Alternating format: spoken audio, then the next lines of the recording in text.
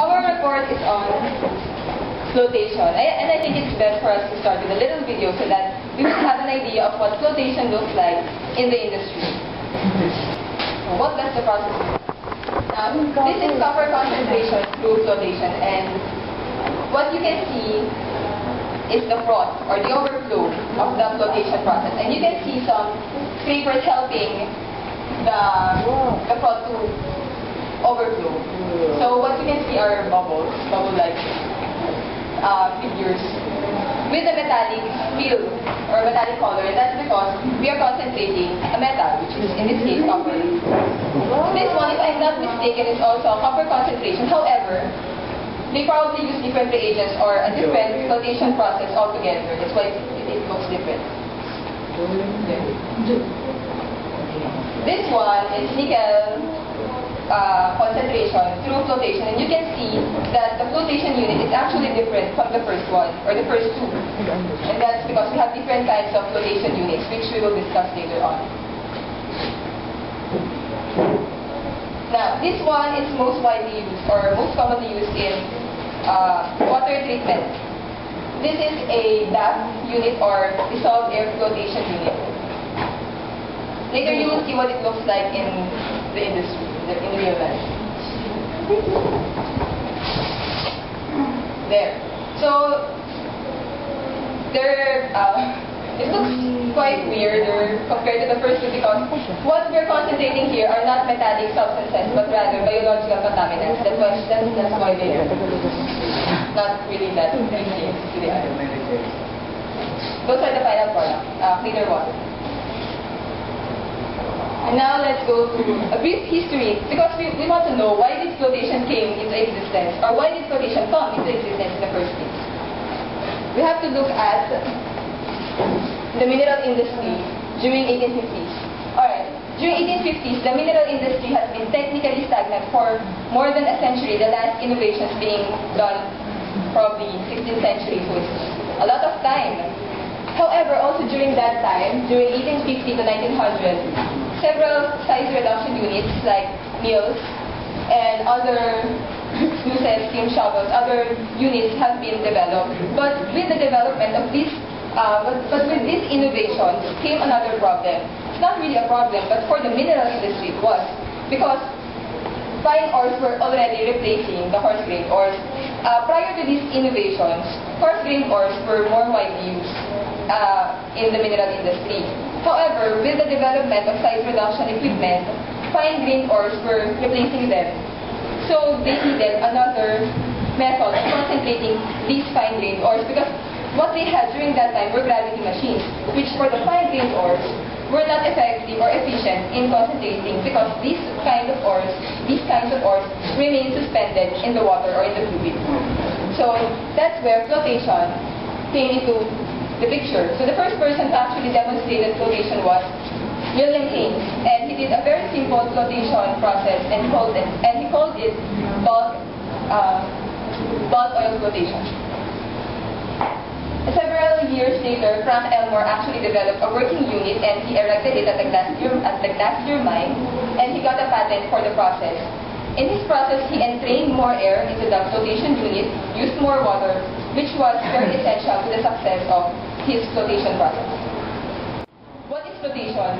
According to Brown, flotation includes any operation in which one solid is separated from another by floating one at or on the surface of the fluid. So what does it look like? Here is a simple animation that we made. So what you can see are two kinds of particles suspended in water. So we have blue particles and red particles. The blue particles represent the hydrophilic particles, they love water. And the red particles would represent the hydrophobic, they don't like water, particles. Now, you can also see that we are actually entraining air from the top of the motor, of the flotation unit, from the top of the flotation unit. We're entraining air and this actually bubbles up. You're entraining air and it bubbles up. Now, the tendency, I want you to understand that part. Alright, so the blue particles, what would be their tendency? Of course, their tendency being hydrophobic, they would go with water, and they will be completely surrounded by the water molecules. And so, they will sink. They will go with water and they will sink. However, the red particles, being hydrophobic in nature, would rather go with the air, friends. We will go with the air. And the effect of this on the mass is that the bulk density of your mass will become less than the density of water. And so it floats, forming a froth on the surface which continuously overflows. That's what flotation basically is. But it's a very simple animation.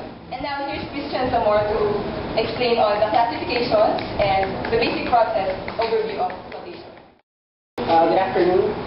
So basically what's next is the classifications of flotation. So flotation is classified into several types depending on the type of material to be separated. So the first is our flotation, which was used in the mining industry. As was explained earlier, flotation was born due to the necessity of needing to separate the fine ores from the coarse ores. So it was primarily used in the mining industry. And as you can see, the desired material is termed the concentrate, while the undesired is called the tailings. So next are the micro and macro flotation. So basically these are similar in the sense that they separate materials, but the size of the materials to be separated differ. So in microflotation, we separate microscopic particles, usually colloids. While in macroflotation, we separate minerals from the ores, and it also encompasses our flotation. Next is precipitate flotation. So in precipitate flotation, the desired species is first precipitated prior to separation by flotation. Next, we have ion flotation and molecular flotation. So these two are somewhat similar to precipitate flotation in the sense that the desired particles to be removed are first attached to undergo subsequent separation. So in ion flotation, we remove surface inactive molecules, ions using collectors, and then we separate them by flotation. For molecular flotation, it is similar to ion flotation, but in this case, we remove the surface inactive molecules. So lastly, we have the absorbing colloid flotation. So here, the desired material is absorbed first on a colloidal particle prior to separation by flotation. So next, these are the fundamental processes of flotation. So, as explained earlier, flotation is a process in which the separation is achieved by floating one of the materials on or at the surface of the liquid. So, it is done when there are sufficient differences in the wettability of the solids to be separated. It is done by introducing air into a vessel, as shown earlier in the animation, where the air was entrained from the top, coming from the motor, and it enters and joins the slurry in order for separation to occur.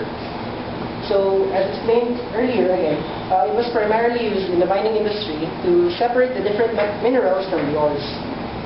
So next, as shown in the short animation earlier, the hydrophilic particles, in this case the red ones, the blue ones, they remain suspended within the liquid layer and sink, while the blue particles are the hydrophobic particles which attach to air bubbles and they rise to the surface of the liquid and they form the froth layer.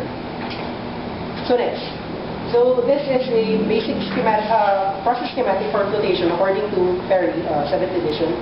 So here. So we have Perry stated two general steps. So conditioning and separation. So first, let us consider conditioning. So in conditioning, the reagents are added to prepare the slurry for separation. So it is done to ensure that the proper physical and chemical characteristics are achieved prior to separation. So next stage, it is separation. So in separation, air along with the other reagents are added and the formation of the froth layer occurs. So that was Perry's definition of a basic flotation process. Next, we have the process schematic from Brown here.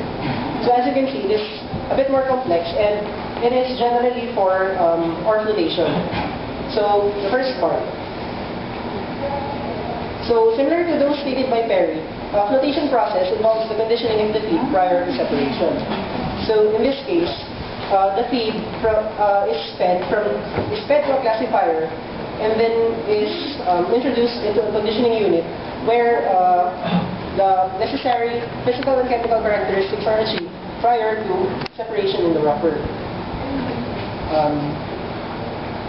Next, after the feed has been conditioned for separation, it is then introduced into the wrapper where the concentrate, the products are the concentrate in the tailings. So the concentrate is sent to a cleaner where the desired characteristics of the final product are achieved. While the tailings are then sent to a scavenger, which recovers some of the desired materials found in tailings.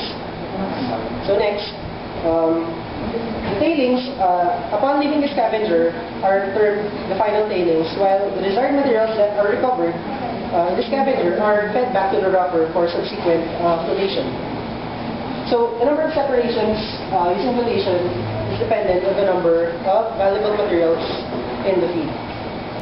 So next is Mr. Leo Toyoda for the equipment generally used in a flotation process.